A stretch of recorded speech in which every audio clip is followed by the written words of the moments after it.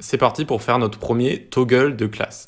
On va avoir envie de rajouter, alors on va mettre un seul H1 ici, hop, de rajouter une classe à ce H1. Cette classe va lui changer par exemple sa taille. D'accord? Donc ici on va marquer taille txt et il va y avoir un font size de 50 pixels et par exemple un font style italique. Ok? Et c'est très bien comme ça, c'est très bien comme ça. Très bien, donc taille txt. Il va falloir le rajouter à notre H1 ici. Donc pour commencer, on va venir le sélectionner. On peut faire const titre est égal document tout notre DOM point query selector. On va sélectionner un élément du DOM et quel élément? Le H1 ici, d'accord? Le H1. Avec le query selector, il faut préciser si c'est une classe, si c'est un ID ou si c'est un élément HTML, on ne met rien du tout.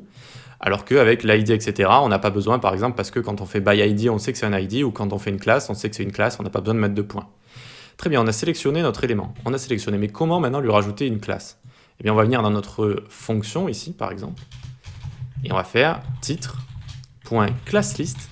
ClassList nous permet de gérer tout ce qui est classe d'un élément. Ça nous donne accès à des méthodes qui sont liées aux classes d'un élément. Donc on fait titre.classlist.add, ça veut dire rajouter, et on va rajouter taille txt comme ça, taille txt, ok, qui est notre classe qu'on a créée ici. Très bien.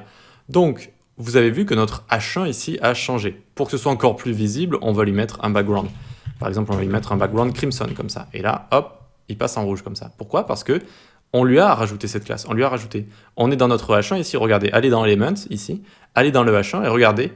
Classe est égal titre et taille txt. On lui a rajouté. Alors que si je fais ça, regardez, je le mets en commentaire. Hop, il n'y a plus que la classe titre ici. Maintenant, je lui rajoute. Tac. Il va y avoir la classe titre et taille txt. On a réussi à rajouter une classe dynamiquement avec notre JavaScript. Et ça va nous permettre des tas de choses. Ça va nous permettre de rajouter des classes ici qui contiennent par exemple des animations, qui contiennent des transitions. Et donc ça va rendre le tout interactif, dynamique. On va pouvoir faire des animations et des fonctionnalités. Voilà. Donc très bien, on a vu ça. Maintenant, on va voir dans la prochaine vidéo les événements. Juste, j'avais envie de vous dire ici, nous n'étions pas obligés d'utiliser une fonction. Regardez, je vais mettre ça en commentaire, hop, et je vais juste prendre notre ligne qu'on a ici, CTRL-X. En fait, on aurait pu faire ça directement. Et ça aurait également fonctionné.